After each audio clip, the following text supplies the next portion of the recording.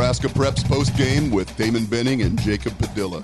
That's the Big Boys guy. I enjoy this part of the week every week. We're a little later today because my partner, my main man, Jacob Padilla, is stretched extremely thin.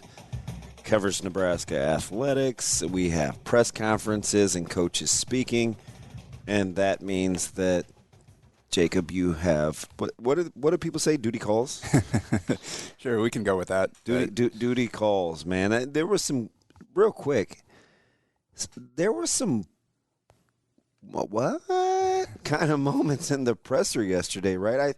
So I think if we're just kind of getting a pulse, we went from Casey Thompson and this offense and could be pretty good to tight end news, defensive line news, save your bets. Yeah. Like the mood, and it's just spring, but the mood, in my opinion, kind of changed. Are they going to be able to field a team by the time the season rolls around? Seems like they're going the wrong direction. Tell you what, without any, so no live tackling, no more scrimmage work for the remainder of the spring through spring, and we'll see what happens with the spring game. Considering I'm on the broadcast, that is of concern, right? Like, am I going to be? Are we going to be broadcasting two-hand touch, or what are we going to be doing? But it's weird how kind of the pendulum and the mood swung, right? Coach Dawson and Coach Chenander spoke yesterday, talk of an inexperienced D-line, and Coach Dawson had some great bites. It's not great for fans, but I get it as a coach, right? And he said,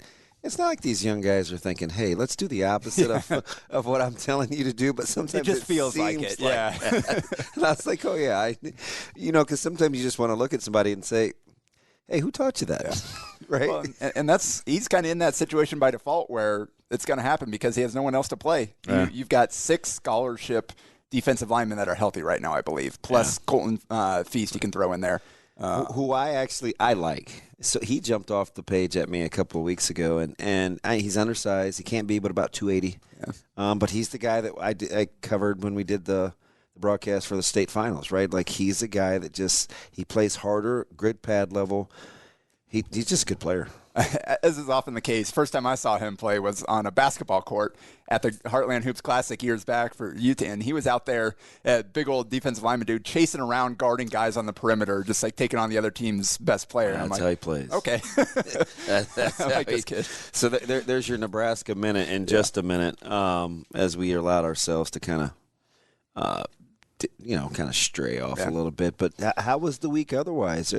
Getting ready to ramp up. We got the RecruitLooks event this weekend. I'm coming back from Fayettville and that RecruitLooks deal down there. So, I mean, how was the weekend for you as you're kind of getting prepared? Good. We had really good practice last night and really good scrimmage. Guys, I think they're really connecting well. The new guys have fit really well for my team personally. I'm excited to see what we can do this weekend because a little bit of change from last year, but I brought 5 guys back and a few of the guys I was familiar with previously, and then a few newcomers. So it's a nice little mix here. So does familiarity breed contempt, or do you you embracing this? Yeah, no, it makes things easier because half the team already knows the stuff that I'm trying to put in for the most part. We mix in a few new things, always pick some things up along the way, but the base of what we do, some of these guys have been doing it for 2 years. The rest, or another few, have been doing it. This will be their second year, so a lot of familiarity. It's easy to kind of install, and you already start with that base level of camaraderie and chemistry. Let me ask you something, just because you coach and you just happen to be a fan of a team that I think defies a lot of analytics in the Phoenix Suns, right? I was talking a couple weeks ago on the morning show. They're 25th in the NBA in getting their points from behind the arc, right? Which for a team as good offensively as they are, is not a lot like a lot of other proficient offenses, especially in the NBA. When you're coaching and you know that people are using analytics and, hey, good shots are here and this is what people like to do, do you find yourself coming back to like, hey, mid-ranges are good? Do you know why? Because they're open shots. Defenses are allowing you to get those shots because we've been conditioned that long twos and 16-foot jump shots are no good. Have you changed, or where are you with that? Well, so the way I coach, I want you to play to your strengths. And if you prove to me you're good in this area, I'll let you go. Like Carter Templemeyer, last 2 years I had him, great mid-range shooter. Go pull up whenever you got the space for it, kid. Go take that shot. Some other guys maybe is like, that's probably not a great shot. Why don't you land on 2, kick it out, keep the ball moving. Let's look for a better shot. Because that's really, honestly, the way I play or the way I coach is I really do try to stress decision making and good shots, share the ball, be in the right spots, play off of each other. Is a good shot an open shot, or is a good shot a specific kind of shot? It's open shot starts with that, but it's the shots that you practice, the shots that you've shown that you're comfortable with, you're good with. So I've got a couple kids that have no problem shooting from well beyond the three-point line and shoot a good percentage there. Evan Warner in our practice last night from Elkhorn South, man, he must have hit 5, 6 threes in our scrimmage, and a couple of them well beyond the line. And then came down and took a heat check, didn't make it, but I'm like, sure. You hit your last 2 or 3, go ahead, fire it up, you're okay. Yeah, so. we saw that in Fayettville with ETG, Everything to Gain, who's and trying to play their way into the circuit. Huge win against Team Griffin in the quarters. Neil Mosser was a lot like that. Didn't really have like what I would call the breakout game, but there were a couple of times where I would say to myself, that's not a good shot unless you're Neil Mosser, right? And there were a couple of times, I think they played in the second game, and it was the difference because he stretched the defense. And once those go in, I mean, that was a game in which Caleb, he made 5 threes, and which was a personal best for him. And I'm just thinking, the shooting is contagious, but it's the freedom of movement, if that's how you're going to play. Because with Coach Mitchell, or even Coach Runco, who has the 15s, or Andy King, and Coach Schwanka, who have the 17s, I think we're one of the few programs that really try to start with defense. And I think their way of rewarding you for digging in and playing good defense in summer basketball is the freedom to play a certain way offensively, and it's a thing. It's a real thing. You pretty much described my team in the way that I'm coaching right now. So it's similar. Okay. Yeah, like that's the thing. I've been so impressed with these guys, and no matter who we add, like it's just they all fit in, and guys play so well together. The help side defense was great in our scrimmage last night. We had 5, 6 block shots from the help side defender just getting in there and tying the ball up or blocking the shot or forcing a tough shot over the top. And then that fueled our transition. We were really good running the ball, getting transition looks, pushing it ahead because guys were on the same page defensively. And that really is that's a really good way to win basketball games. If you are really locked in, you're in the gaps, you're on the same page, you're helping each other, it makes offense so much easier. And that's the thing that I try to teach these kids. Like, it's a lot harder to score against a half-court set where the defense is in position, everybody's locked in, they know it's ready. You get out and run, you beat that defense down the floor, you can get any look you want. So you reward yourself on offense by playing good defense and starting there. It's interesting because I'm just thinking about, as we're kind of all over the place, we start with Nebraska football, then we dabble in little high school. But I want to give a Final Four example, right? Because I'm looking at this Kansas-Villanova matchup, and Villanova's going to play extremely slow, and they're going to squeeze possessions, and they probably want to play this game in the 50s. Kansas a little more free-flowing, but they do have a guy in Coach Self who does know how to get post touches, right? I mean, he had Lightfoot the other day, in my opinion, looking like Lou Alcindor. When you're kind of doing this deal in the summer and you have new rosters and people are kind of meshing, how critical is it, do you think, that you as a coach, you learn along the way with how your guys are going to play too? Yeah, again, like I was talking about, like you have to understand what is a good shot for the kids. Both the players themselves and you as a coach have to understand where kids are comfortable. And it is kind of amazing, like sometimes – the difference you see in kids playing in different settings, like for their high school team. It's unbelievable. Neil Mosser is an example of that. Like, he just looks so at home. He's a summer guy. Team. Yeah, right. Exactly. And I think some of it is, and it's funny you use him as an example. Now, he does play with 2 guards, and the guy from EYBL came over, and he's like, God, your backcourt, like, especially in the Team Griffin win, because that's a great program. They will be in the finals or the semifinals of almost every national tournament. Our guards really controlled that game, and they're used to playing against bigger, stronger, older guys, right? I mean, they're playing as sophomores at Westside. But the ability to share the ball and get easy shots, right? When you can compromise – Chris Paul, your guy is a perfect example, right? He makes – the game easy. I said this about Chucky Hepburn. I'm a terrible shooter. Chucky Hepburn could pencil me in for 6 a night, right? He's going to get me an easier shot than I normally would, right? Like, there's just something to that. And Neil's a perfect fit. And I think getting along matters too, because that team they get along really well. Took the long bus trip together, and I think that's understated. We saw this in the Adidas Championship last year, right? The teams that seem to kind of mesh and didn't have the guy that you flew in or the guy that was more worried about Instagram, like over time, the teams that figure out how to play together play better. Yeah, and that's like the benefit, like with my team. A lot of these kids have played together for a long time. I've got 7 kids that were OSA kids last year, and a handful of those have been OSA kids all throughout. They played together, they played against each other, they practiced together. So like adding Gabe Edstrain and Evan Warner to the 5 guys that I brought back from last year, we all practiced against each other last year, and we played against each other, and those guys have played together previously. So it's just a mix of kids that have been around each other that know each other, and that really does make a difference when guys know how to play off of each other and know where their teammates like the ball, know when to slide over and help, all those sorts of things. And it really does make this part of the season easier when you don't have to worry about building that chemistry. You just got to work in a few new guys that are kind of learning the ropes, and everybody else already has that established. Well, this RecruitLook's coming up this weekend. I think it's going to be a lot of good talent, right? It's good. I think it's going to be a good quality tournament. And when you're kind of feeling this out, and you've done this a while now, you're trying to play to your team's strengths. You're kind of feeling out your roster. How are you practicing, right? Because the easy low-hanging fruit narrative is, they just play games and they don't care about the results and they're not in the gym enough and they're not working fundamentals. It's just games. The last 4 or 5 years that I've been around this deal, it's not like that. I don't know how other people do it, but how do you know?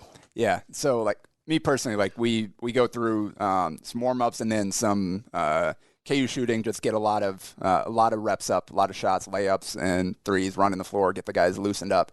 And then we do some transition work. Got a few different drills we work in there, so working with the other team that we're sharing the court with. So the first 20 or so minutes together doing that kind of stuff. Then we break up and do some half court, usually some shooting, stuff like that. We do shell drill almost every practice. ETG can do the shell drill for about 20 minutes. It makes me hurt. But they guard, so it does manifest itself. Yeah. It really does make a difference. Like I've only got an hour and a half to work with, so I can't.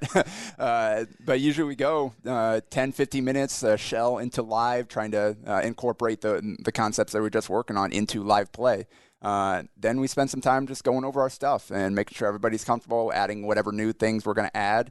And then the last 25, 30 is scrimmage, try to put to the test the stuff that we just put in and build up that chemistry. So that's kind of the practice model that we've gone with so far.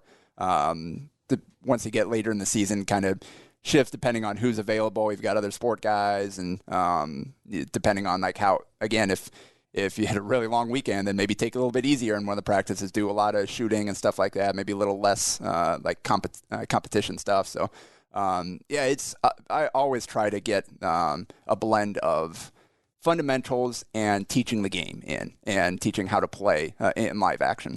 So as we get ready for this weekend, kind of what are some thoughts? What do you think we're looking for? We talked about some of the teams, some of the rosters. They're starting to get solidified.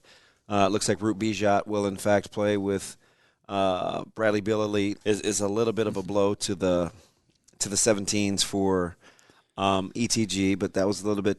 Some of that was to be expected. Supremes, their rosters are set. We see a lot of these teams now starting to ramp up for the first start.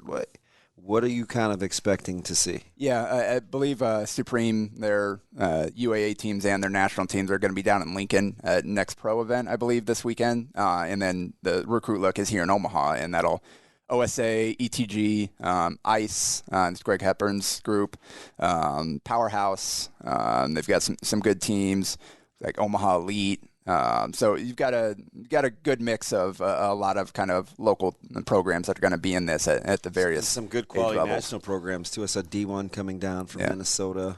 You got Barnstormers Gold are here. You got some Kansas City teams and some Colorado teams. So a good mix of kind of area teams and obviously the local ones. So get a chance to test themselves against some other programs. Where do you come out in terms of mixing and match in terms of,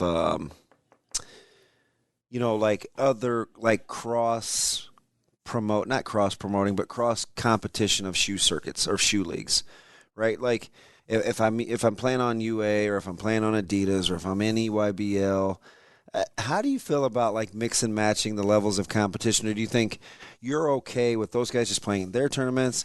We'll just play in these tournaments because now we see New Balance is trying to get something going, and where do you come out on that? I do like the kind of like non-live period events where you've got the different programs coming in and get to see them against each other.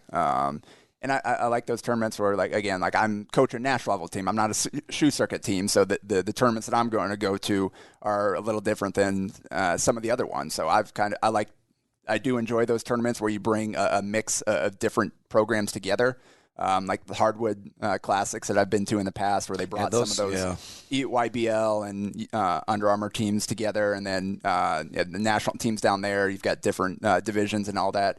It's cool when you've got like those like every level of competition in one place. You get to see the top teams really go at it from various circuits, and then some other teams that have a chance to kind of earn their way into the mix as well. So I do enjoy definitely the tournaments where they do mix, and then it's cool that after you see those kind of competition for them to go back to their circuits. And then you see, okay, where do these guys fare that face off each other? Who are the best of the best in each league, and how?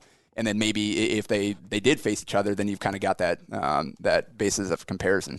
How do you feel like, so for instance, I always think it's interesting when you see kids that are finally playing on grade level in the summer that ordinarily don't do it during their high school campaign. Is that the great equalizer to the level of competition because it is usually ramped up in the summer? Like, how do you look at how to gauge your personnel? Yeah, it's definitely, I do enjoy the fact that kids all get to play same age level. It kind of, I think maybe some level of confidence boost. You get to see kind of kids on the same level, and you don't have, maybe there's some experience gaps, and some younger, like physically is going to be significant if it's a sophomore trying to play with seniors at the varsity level.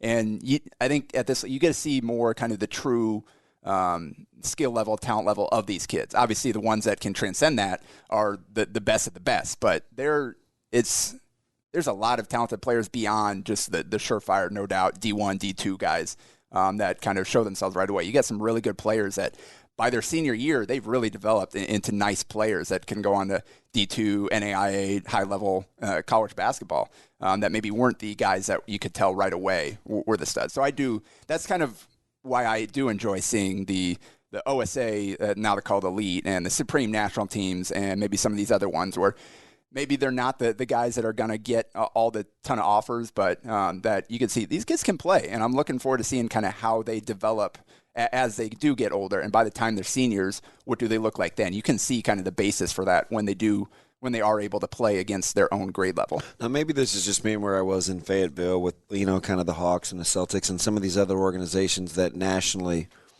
have prominence, Team Griffin. Have you noticed kind of this now? It seems like high school coaches are now becoming more involved in the AAU circuit. It used to be separate, and we view you as unequal. Yeah. Now it seems to be like high school coaches are coming back into the fray. Is that just... I think you're spot on there, and you see it all over the place. Like everybody's getting different coaches involved, and I like that. The more that everybody is on the same page, the more it'll benefit the kids, and the more it'll raise the level of basketball. And so you do have experienced coaches in the mix that have been there and done that at a high level, with some maybe people like me that I'm not a high school coach, but I've been around a long time, and I like learning from these other coaches. I like going to other practices and maybe picking up a few drills here, picking up a play here and there, picking up just kind of the way that they go about things. So I really do enjoy kind of just the ability to be around other coaches with different experience levels and different backgrounds. It only helps me grow, and it only helps the kids that benefit from that as well. So what are you kind of looking to accomplish? What do you think coaches are looking to accomplish? Now, there are some organizations that obviously have a tournament under their belt. Most teams that we'll see in this RecruitLook will not have had. Very few people are firing this thing up the second weekend in March like they were last week. But real quick, speaking of that, obviously you were down there, Fayetteville. You mentioned big win for the 16s over Team Griffin. Anybody else that kind of stood out to you that you thought had a really good weekend at whatever age group? Yeah, so the team that may have the highest ceiling may actually be the 15s. It's a good, young, talented group. I like the addition of Scholl and some of the guys up front. They have good length. They've got really good guard play. Now, they ran into a buzzsaw, and I think it's ROF TDL, which is a big-time program. I think all three of their 15, 16, 17s were in the semifinals at worst. Long, strong, really good athleticism. And they ran into a buzzsaw there. But for the most part, I really like the caliber of competition, and it's kind of what you expect. What's the most that you've ever paid for a mission in a summer tournament? You're a coach. I was going to say, bad question. I usually don't pay attention to it because I never pay. Okay, so $45 a head. What? In Fayetteville. I'd never seen. Listen, we've been to California. We've been to Vegas. We went to the big one in Birmingham. $45 for the weekend. I couldn't believe it. Which normally it's like 10 a day, like 25 for a weekend pass, something like that. Max, right? Yeah. $30 I think is probably the most I'd seen. Yeah, no problem. That's $45 for the Northern exposure. But if you're looking at like a to-do list, okay, this is what we want to get accomplished. This is what I want to see my guys do. Where do you think most coaches start with this weekend? This weekend, probably just – I think this weekend is a chance to kind of learn where you're at, where you need to grow, what stuff that you put in, like, all right, this is going to work for us. Because, I mean, at this point, you kind of have an idea. You come in with what you want to run, but until you get to run it against somebody else full-time that you're not practicing with, that maybe doesn't know your stuff all the way, you don't really know exactly how it's going to work, especially when you bring in new pieces. You're like, all right, I want to put this kid in this situation, but then you get out there and he kind of struggles. Like, all right, now you got to recalibrate and figure out, where do I need to put him to get the most out of him? So I think this first weekend it's a learning experience to figure out, okay, where are we going to be strong? Where are we going to be weak? Where do we need to improve in? And how do we put kids in the best situation to succeed? Obviously, wins would be nice, but with this, it's a true showcase style event. There's no bracket play. You're not working towards anything but a perfect record and trying to get better. So it's a little bit different than trying to play my way into this top bracket here to go win a championship. You just got 4 games and that's it. So you got these 4 opponents set. Let's go out and have some fun and see what we can do. Yeah, so I'm kind of just watching this first weekend, and it was a lot of high-level competition, so maybe it's a little bit inaccurate. But what do you think's the most portable as we hear the music? Offense or defense after time off? Because the easy answer, I think, for most people is offense. But these defensive rotations and stuff like that, that's tough, right? What do you see? How are you coaching that? Yeah, it really does depend on your kids and kind of what their background is, what they're used to. And you come from programs that really, really stress it.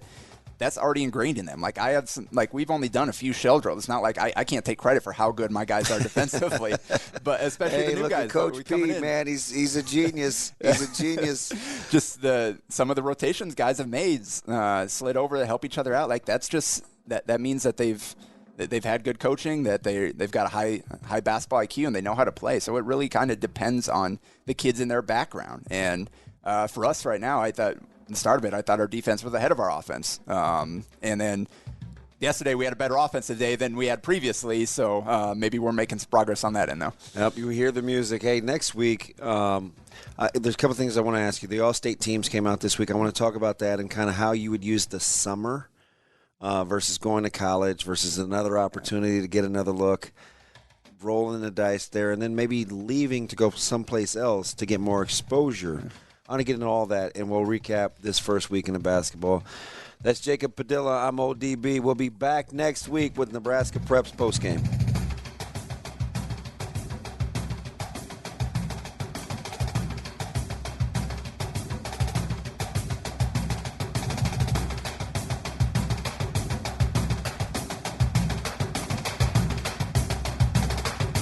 A Hurrdat Media Production.